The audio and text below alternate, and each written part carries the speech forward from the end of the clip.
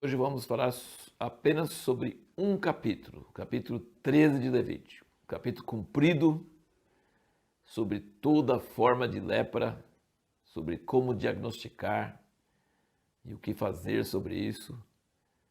Parece uma coisa um pouco assim desnecessária para nós hoje.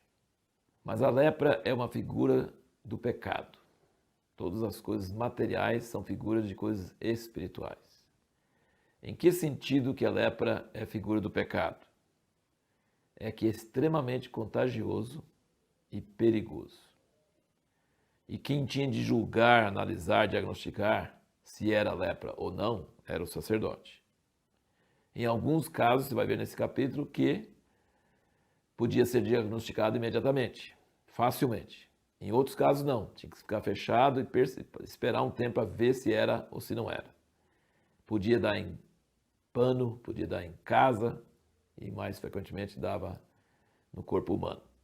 Se diagnosticado com lepra, o veredito era seríssimo. A pessoa tinha que ficar fora do arraial para não contaminar outras pessoas.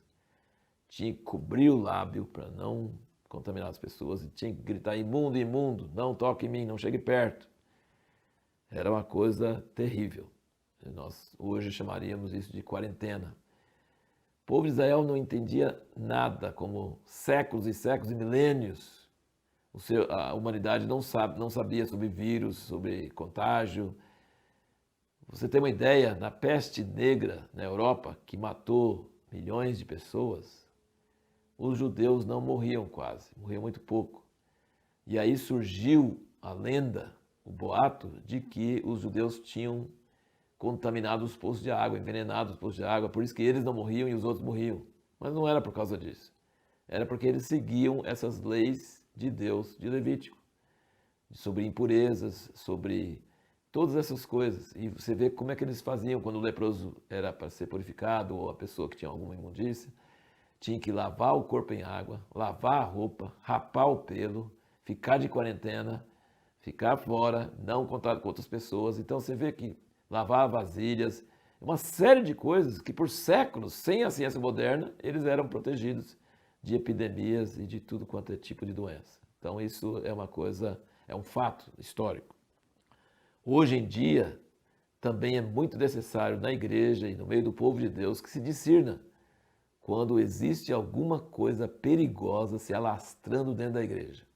Existem pecados e pecados. Existem pecados pessoais, que a pessoa tem que confessar e buscar a ajuda de Deus para ser liberto, mas existem outros tipos de pecados que são como lepra, que podem alastrar, que podem afetar outras pessoas.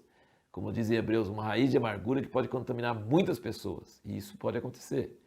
E o sacerdote tinha a tarefa de discernir isso e tomar medidas para que isso não se alastrasse, não causasse maiores danos. Quando você vê esses capítulos em Levítico, você percebe que a natureza de Deus é um Deus extremamente limpo, parece que obcecado com limpeza, que não quer nada defeituoso, nada sujo, nada imundo. Eu tenho ouvido testemunhos, eu mesmo tenho visto também, que pessoas quando estão endemoniadas, pessoas que estão em pecado grave e possuídas por demônios mesmo, as casas deles, as roupas deles, o lugar deles é tudo sujo. O diabo e os demônios gostam de sujeira e Deus gosta de limpeza. Quando essas pessoas são libertas dos demônios, são batizados, até o rosto deles brilham e sem ninguém precisar de falar nada, eles vão lá e tiram a sujeira. Então Deus é um Deus que gosta de limpeza e não gosta de sujeira. Os demônios que gostam de sujeira. No próximo vídeo nós vamos falar sobre a causa da pessoa que esteve com lepra ter que oferecer sacrifício pelo pecado. Será que a pessoa naquela época que tinha lepra era mais pecadora do que as outras? Porque existia no tempo de Jesus essa doutrina de que a pessoa que está doente é porque pecou. A pessoa está sadia, ela não pecou, mas se está doente é porque pecou. Nós podemos ver isso no livro de Jó, que os amigos de Jó falam assim: se você está doente, com todo esse problema acontecendo, todas as desventuras da sua vida, deve ter algum pecado. Então essa era uma doutrina muito comum.